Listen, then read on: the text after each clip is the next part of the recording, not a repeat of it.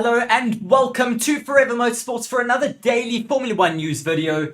Quite a lot to wrap up for you guys here after the Singapore Grand Prix that we had this last weekend, and what a Grand Prix that was. Certainly very exciting with a lot of overtakes and a lot of on-track action. Of course, the only Formula 1 race this season where we have not had a Red Bull winning that race. Ferrari did break that 15 race winning streak from Red Bull, going from last year's final race in Abu Dhabi to the last race out before the Singapore Grand Prix in Monza.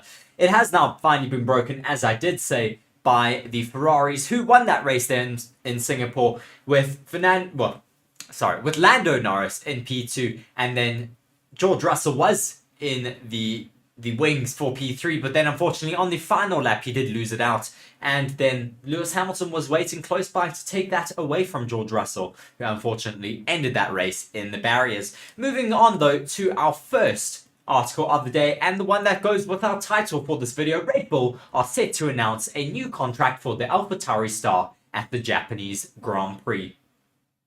AlphaTauri are reportedly ready to offer Yuki Tsunoda a new contract for 2024 before the Japanese Grand Prix, according to a report from Germany. The young driver will head into his home race with a seat confirmed on the grid for next season, reports German publicator Automotor and Sport. Despite having a largely unimpressive 2023 and his retirement from the Singapore Grand Prix last weekend was the latest in a long line of miserable results for Yuki Tsunoda and the team for this season. Whilst his new teammate Liam Lawson was able to pull out a strong P9 finish to claim his first points in Formula 1, AlphaTauri have tried out 3 separate driver combinations in 2023, but still have only 5 points on the board for the first 15 races of the season, and sit plumb last in the Constructors' Championship. Tsunoda only has 3 points so far this season, and apart from the Italian Grand Prix where he did not start, the 23-year-old has completed every race for the team. Despite this, it appears Red Bull are willing to give the Japanese driver another year to prove himself. The door at AlphaTauri is also closed for Mick Schumacher, revealed Automotor und Sport. To be more precise, it was really never open. The contract extension with Yuki Tsunoda for 2024 should already be announced in Suzuka. The reported news of Tsunoda's renewal may come as somewhat of a shock, as Lawson continues to mount an impressive case for 2024. With Daniel Ricciardo, who replaced Nick de Vries on the team earlier this season, sidelined with a broken hand, Lawson has stepped in and outshone the third-year driver Yuki Tsunoda. A contract renewal for him with AlphaTauri would mean that there would be just 2 more seats to fill on the 2024 grid, with the Faenza-based team not yet decided on who Tsunoda's teammate would be, and Williams waiting to make a final decision on whether or not Logan Sargent should be there for another year. So certainly very, very interesting. We didn't expect that to be closed so early on, and we expected maybe Liam Lawson to be given more of an opportunity for that seat for next year. But there are still quite a lot of rumours going around with AlphaTauri as well, in talks with Adidas for a 2024 title sponsorship deal. AlphaTauri CEO also hints at Hugo Boss being involved in the project, as well as now Adidas in the running for a title sponsorship for AlphaTauri next season. With recent rumours about Hugo Boss being the title sponsor of AlphaTauri from 2024, the latest reports suggest that well-known sporting goods company Adidas could well be the new title sponsor for AlphaTauri in the near future. Motorsport.com's Italian counterpart stated that Hugo Boss had entered negotiations over a title sponsorship deal with AlphaTauri, as the brand was seeking greater exposure in Formula 1. However, the latest comments from AlphaTauri CEO Peter Bayer to Swiss publication suggest that it's not entirely true. Instead, the publication hinted at the entry of sporting goods company Adidas into the Formula 1 sport by being AlphaTauri's new title sponsor, he said. Hugo Boss are also involved in the new project, but the new name is much bigger. Suggesting a bigger name, the publication pointed fingers at Adidas being the most probable title sponsor for AlphaTauri. With the team undergoing a management reshuffle, Bayer recently revealed that the team's rebranding efforts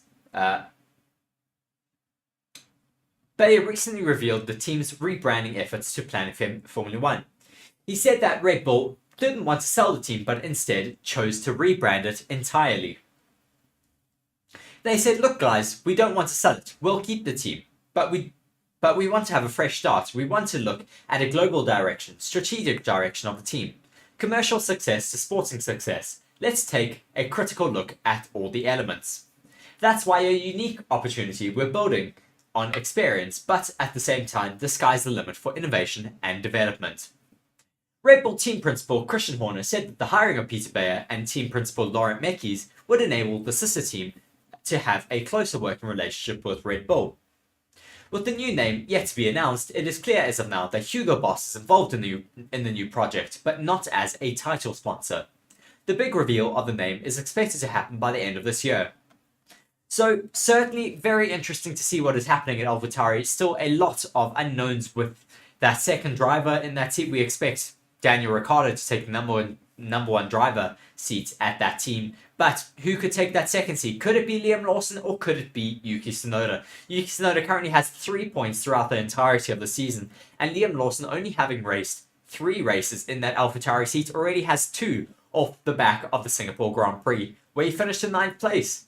But it's going to be very interesting to see what happens to the team with their new name, possibly for next season, a new title sponsor, either being Alfa Romeo or AlphaTauri Adidas or AlphaTauri Hugo Boss. Who knows what is going to happen next season. Moving on though, away from the AlphaTauris, let's just see what is happening in the comment section. Orville Clisby saying Liam is doing an excellent job in that car. He deserves a seat for 2024. As well as we have a poll running at the moment for all of you guys. Which driver pairing do you see at AlphaTauri in 2024? 25% going to Daniel Ricciardo, Yuki Tsunoda, 25% going to Daniel Ricciardo, Liam Lawson, and 50% going to Liam Lawson, Yuki Tsunoda. Interesting that people don't necessarily want Daniel Ricciardo to be in that seat for next season. Well, let's keep voting in that poll that's currently in the comment section there. Do be sure to go and vote in that if you haven't already. Moving on though to our next article. Off the back of the Singapore Grand Prix, Vasseur reflects on a strange and emotional first Ferrari win for the 2023 season. Ferrari won its first Grand Prix under Frederic Vasseur's leadership in Singapore last weekend, after a challenging season thus far. Frederic Vasseur has admitted that he was emotional on the podium after overseeing his first win as Ferrari's team principal. Vasseur joined the Italian squad ahead of the current campaign, replacing Mattia Binotto after spells with Alfa Romeo and Renault, who are now Alpine. Ferrari has endured a largely challenging campaign as it has been unable to consistently compete at the front of the field amid a dominant year for Red Bull. However, the SF23 was the car to beat in Singapore, with Carlos Sainz bagging pole position and then leading the race from start to finish, en route to Ferrari's first race win of the season. On the podium, it was a bit emotional because it was the first one, Vasseur told media, after the first race win as an F1 team boss.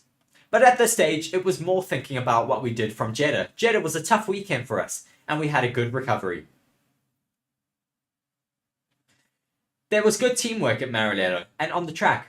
I think we have built it step by step, and the confidence, as well as the confidence and pace. I'm more than proud of the job that we've done as a team and in the factory. Although Sainz led the entire race in Singapore, the Spaniard came under high pressure for the victory in the final laps. The Spaniard was being hunted down by the trio of Lando Norris, George Russell and Lewis Hamilton, but clung onto that lead. Vasseur has stated that he felt more stressed watching replays of the run to the finish line than he did when it was happening live. It was strange. It was a strange feeling for me on the pit wall, he said. It was not too much stressed on the last couple of laps. Honestly, I was more stressed when I watched the last couple of laps again after the race than during the race. Perhaps it was the feeling that Carlos was really under control of the situation. And moving on to an article about that control that Lando and Carlos Sainz had. in those final stages of the race, Ferrari have said that Sainz gets full credit for Lando Norris' DRS tactic in the Singapore Grand Prix. Ferrari has said that Carlos Sainz's tactic in slowing down deliberately to keep Lando Norris within DRS range in Formula 1 Singapore Grand Prix was entirely the Spaniard's idea.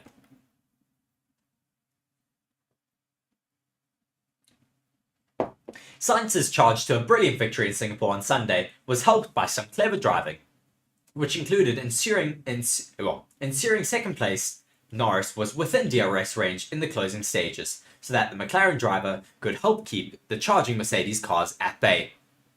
At one stage, after Norris had lost ground after playing defensive against George Russell, Sainz even had to back off dramatically to get the pursuing McLaren back onto his tail.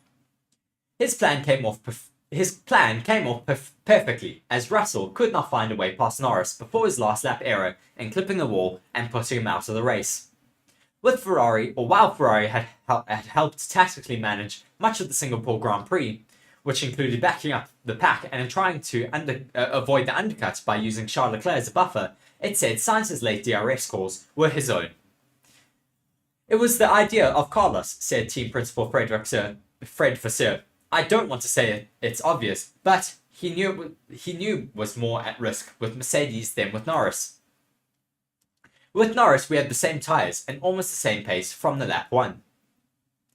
We were not really at risk with Norris, except if we lost the tyres, so it was a clever move from Carlos to keep Norris in DRS. Sainz himself said that there was no doubt that he would have lost the race if either one of the Mercedes cars on fresh medium tyres at that stage of the race had gotten past Lando Norris. It's always been tricky because you always put yourself under extra pressure, he explained. You know that you cannot have a lockup and you cannot have a single mistake or a snap, because it means that then Lando is going to have a chance to overtake you if he's in DRS. So at that point, you have to decide to give him DRS, hoping that that's going to be enough to keep the Mercedes behind. Then there was in particular one lap that I think Lando defended into turn 16 and 17, and then I had to slow down a lot into turn 1, 2 and 3 to give Lando the DRS again. I think that was actually a move that saved my race. Saved also Lando's P2, because I feel like if not, I would have also been dead meat. Very, very interesting to see the tactics that were used throughout that race, and certainly it was a very exciting race for us Ferrari fans and just fans in general. JD saying Sainz deserves the first win. He drove it very, very well. Certainly he did have a great and dominant race weekend, taking that pole position in qualifying and then just being able to hold out and take the race win quite comfortably in Singapore. Thank you very much to all of you guys for commenting in the comment section so far. Do be sure to keep letting me know who your driver of the day was from that Singapore Grand Prix. Moving on now to Lando Norris saying thanks Lando Norris saying thanks and very generous Sainz for DRS aid as he holds off both Mercedes to finish second in Singapore. Lando Norris was thankful for the help of his former teammate and friend Carlos Sainz on his way to taking second place in Singapore, as a McLaren driver also shared his sympathy for George Russell, who crashed into the barrier whilst attempting to chase him down on the final lap. Norris started in 4th place and initially lost out to Mercedes' Lewis Hamilton, who moved ahead on track after running off at turn 1. But after his fellow Briton duly gave him back that position, he set his sights on the podium. Under the safety car caused by Logan Sargent crashing his Williams into the Marina Bay barriers, Norris was able to jump Ferrari's Charles Leclerc before overtaking both Red Bulls of Sergio Perez and Max Verstappen at the restart to move up to 3rd. With the top 4 of Sainz, Russell, Norris and Hamilton looking settled despite the quartet being covered by just 4 seconds, the Mercedes pair then pitted for new medium tyres under the virtual safety car, caused by Esteban Ocon's Alpine stopping on track. This left Norris in a battle to finish on the podium, as the much more rapid Russell and Hamilton looked to use their fresh rubber to overtake him and Sainz in the closing stages. However, with Sainz healthily allowing Norris to stay within DRS range, that extra bit of straight line speed meant he was able to hold off the Mercedes pair to take a second, much to his relief. It was a hard race, but Carlos was very generous, trying to help me get DRS. Help my race, that helped his, said a jubilant Norris. It was tough. We knew it was going to be tough as soon as the Mercedes boxed. especially with only a couple of cars for them to overtake. But got the podium, P2, we held them off. We did everything we needed to do, and more, so very, very happy. Russell's hopes of taking the win, or at least a podium, ended in disappointment as the Briton clipped the wall on the entry to turn 10 on the final lap of the race, sending him straight into the barrier, and Norris admitted he felt for Russell, having also made the same mistake himself. I hit the wall the same lap, the last lap, the same place, Norris revealed. I did the same, so I also think he copied me, and just did it even worse. So I feel for him. He fought a tough race, he was probably one of the quickest out there. He was the quickest today. So it helped me a little bit the last couple of corners. I could just chill a little bit more. But good points for the team, the whole team, with Oscar. But everyone, Carlos, Charles, Lewis and George, we all pushed each other the whole way. It was stressful, but it paid off. The result was Norris's third finish of the season, or third podium finish of the season, as he and McLaren now look ahead to the next weekend's Japanese Grand Prix at Suzuka. And looking at McLaren's up in pace at this Grand Prix race weekend, Norris has revealed that a revised McLaren F1 car has become quicker, but still has some issues. Lando Norris says that his McLaren Formula 1 team's latest upgrade package has generated performance, but the McLaren MCL60 still has the same tricky characteristics as before. For the Singapore Grand Prix weekend, the Wokings team brought a raft of new parts which had been fitted onto only Norris's car, and there wasn't time to prepare enough for Oscar Piastri. Revised side pods are the biggest visible change, along with new front and rear wing end plates. Norris qualified 4th at the Marina Bay track, just 0.2 seconds behind the Ferrari pole winner Carlos Sainz, and then he had a superb run to 2nd in Sunday evening's race. It's done everything that it should have done, Norris said of the upgrades. Everything's kind of worked very well from FP1 already. Same as Austria when everything we bolted on worked. It's done what we expected, worked as expected, and was pretty much good to go from the first runs. So I think that's a very positive thing. There were some things to tweak and little things, but otherwise a very good point that it's just on the car and good to go kind of thing, which is always a positive and reaffirming for the future.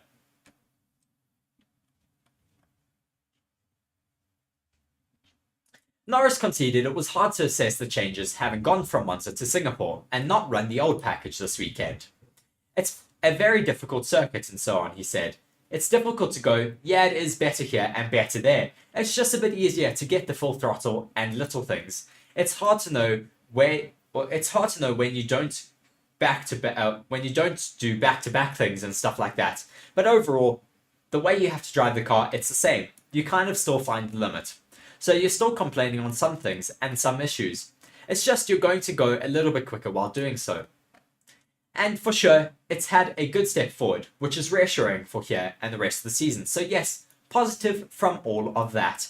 Well, very positive to see that the McLarens have been able to make those upgrades work straight away in Singapore. Lando Norris will certainly be looking to the last few races of the season, as Singapore is the first of the flyaway races. The next one being Japan and Suzuka, one of a lot of the drivers' favourite races of the season. Will certainly be looking at what could happen this next race weekend. As with some more Formula 1 news, Red Bull have been warned that turmoil could continue to the Japanese Grand Prix. Martin Brundle has warned that Red Bull may continue to struggle in the Japanese Grand Prix.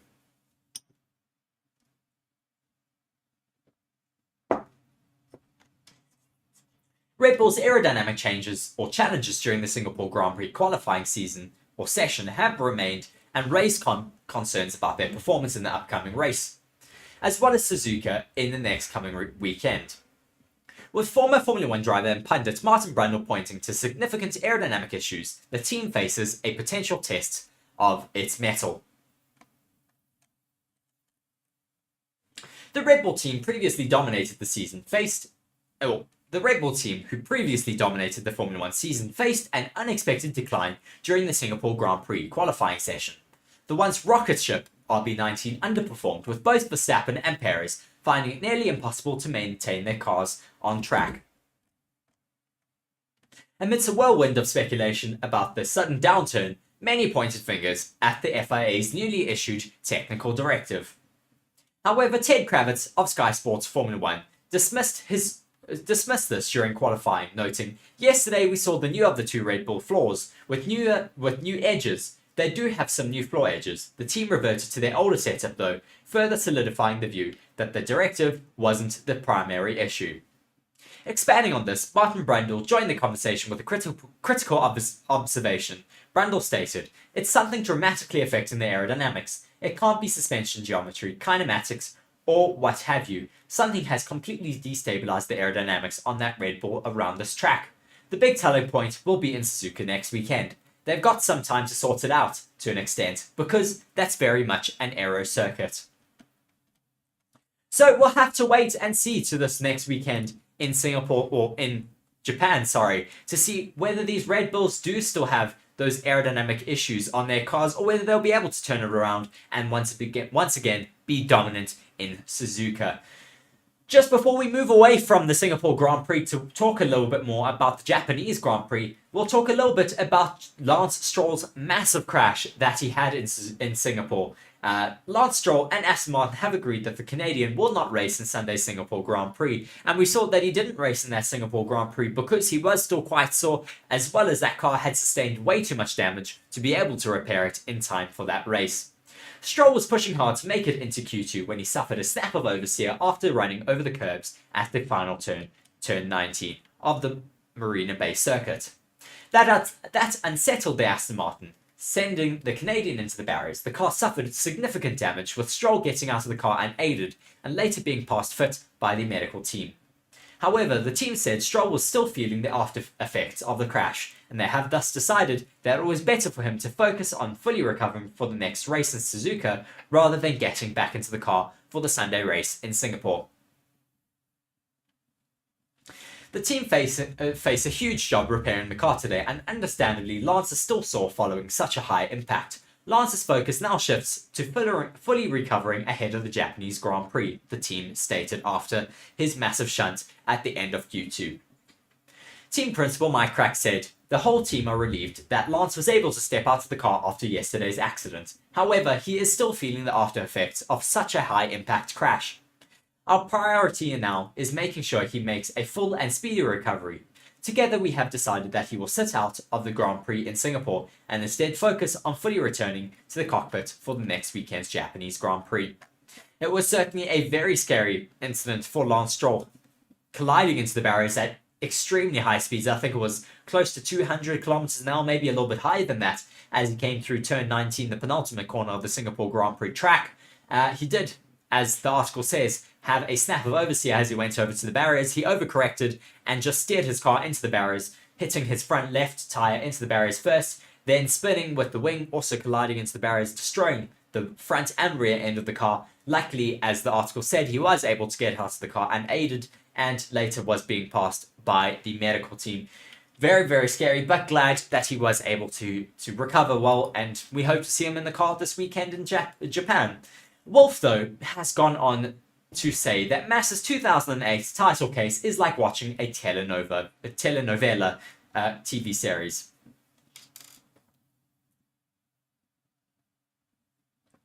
Toto Wolff says if everybody were to open up situations, then the sport would be in disarray, and especially when you look at the full championships. Felipe Massa is going forward with his legal case to seek change, which is seeking to change the outcome of the 2008 Formula One World Championship. Asked to comment on this, Mercedes team boss Toto Wolff said that his team are watching the case with interest because it would certainly be setting a precedent that could affect the 2021 championship, where Lewis Hamilton lost the title battle to Max Verstappen under controversial circumstances. Now, Toto warns that reopening each controversial situation from the past could put Formula One into disarray. He said, "I don't think he has a case, to be honest. We are signing up to sporting regulations. That's very clear, and you commit as a license holder. If everybody were to open up situations, then the sports would be in disarray. And especially when you look at the full championships, there's so many things that have an influence whether you win or lose, that I don't see the case, to be honest. On the civil case side, I don't know. Let's evaluate whether there's some damages that could be claimed. I think reputation, they have a difficult position. What is it? But yeah, for me, this is like watching a telenovela or soap opera playing out in front of me. Wolff concluded. Certainly, it's been very interesting, and it's been a bit of a soap opera to see. I mean, they wanted to get Lewis Hamilton involved for Felipe Massa's legal battle. I mean, that is very interesting to see that they wanted Lewis Hamilton involved, because in the end of it, they would be overturning Lewis Hamilton's title. So I highly doubt he'd ever want to get involved in that. Moving over onto our final article here for you today. Nick de Vries is poised for a 2024 Toyota World Endurance Championship seat after AlphaTauri's Formula 1 exit. Ousted AlphaTauri Formula 1 driver Nick de Vries looks set to return to Toyota to race in next year's World Endurance Championship. The 28-year-old, who was a reserve driver for Toyota in 2022, is poised to take the race seat originally earmarked for him this season, according to Motorsports sources. De Vries had signed to race the number 7 Toyota Le Mans hypercar in 2023, but had a get-out clause that enabled him to take up a seat in Formula 1. The likelihood is that he will take the place of Jose Maria Lopez alongside Kamui Kobayashi and Mike Conway in the number 7 crew for 2024. Lopez was set to be replaced by de Vries for 2023 before the Dutch driver signed for AlphaTauri. The Argentinian is understood to have agreed only on a one-year extension to his Toyota contract, which dates back to 2017. Toyota has remained tight-lipped on the possibility of a race deal for de Vries, who was replaced at AlphaTauri by Daniel Ricciardo ahead of the Hungarian Grand Prix race in July. Team director Rob Lupin downplayed the prospect when speaking to Autosport earlier this month in Fuji. "I'm always in contact with Nick because we are both Dutch," Lupin joked. "I think Nick has had a lot of opportunities. He has also done some good testing for us in the past. We're also in a good situation with our current driver lineup. I think our current lineup is superb. From that point of view, I would say there is no issue." For his part, Lopez, who turned 40 earlier this year, was quiet about his chances of staying in a Toyota seat for a 6th consecutive season. "Not yet," replied Lopez when asked about Autosport at Fuji if he was sure of his Toyota future. "I would like to stay with the team," he said, "but I am not 20 anymore. We'll have to see. It's not yet decided." In recent years, Toyota has announced its World Endurance Championship driver lineups late in the season, in November or December, along with the rest of its motorsport activities for the upcoming season. De Vries was poised to tackle dual campaigns in World Endurance Championship and Formula E in 2023, prior to his AlphaTauri call-up, and looked set to contest the latter series with Maserati MSG. It remains to be seen whether the Dutchman, the 2020 and 2021 Formula E champion, will seek to combine the two series yet again next year, although he would face a potential clash between the Spa World Endurance Championship round and the Berlin E-Prix, should he do so. So very interesting to hear what Nick de Vries is doing after his ousting from AlphaTauri, but glad to see that he is still in demand at other teams and other motorsports. Just a bit more about the Formula 1 Japanese Grand Prix before this race weekend. Will rain affect the Suzuka race once again this year? Formula 1 is back already, racing in back-to-back weekends as the circuit moves from Singapore to Japan, with Red Bull looking to bounce back from a disastrous weekend. The Ferrari of Carlos Sainz Jr. is the form car on the grid this month, taking pole positions at Monza and Marina Bay before finishing 3rd and 1st respectively. Those two tracks both profile very differently, leaving some hopes that he and Charles will be able to be fastest once again at Suzuka. The circuit is a favourite of many drivers on the grid and fans alongside, thanks to its thrilling high-speed corners which make the track particularly chaotic if the weather's in the air. Of course, the most famous wet race in Japan wasn't actually held in Suzuka. That was at Mount Fuji in 1976 when James Hunt clinched the World Championship in horrendous conditions, which were so bad that Niki Lauda came into the pits and withdrew from the race. For this next weekend though, the Dutch Grand Prix weather forecast is set as such. Friday, if there's going to be any wet weather running, it's probably going to come on Friday, as there's a solid 70% chance of precipitation for the day when the FP1 and FP2 sessions are held, potentially causing some issues for teams hoping to test out their setups in dry weather expected for the race on Sunday. Saturday's forecast is better news though, with the good news for those teams being Saturday's running should be dry all day with something like a chance of 50% of precipitation. That means that paired with a forecast of high temperatures of 28 degrees Celsius, the track should be in perfect condition for FP3 and Saturday's qualifying session. Moving on to Sunday, expect even more sun and even less rain, with just a 10% chance of precipitation for the Sunday event in Suzuka.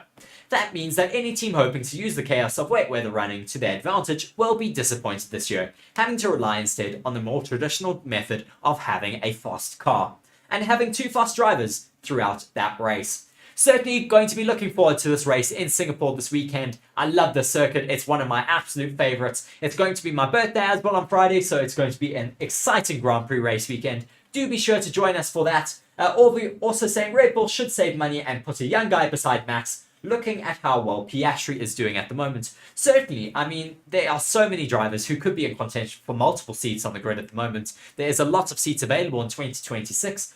And 2025 as well. So that is really going to be a big talking point next season and throughout the rest of the season. But thank you very much to all of you who have joined me for this daily Formula 1 news video. It's been great to have all of you guys in the comment section. I've been Reece for you guys here today. Thank you very much for joining me here on Forever Motorsports. Do be sure to like the video and subscribe to the channel for more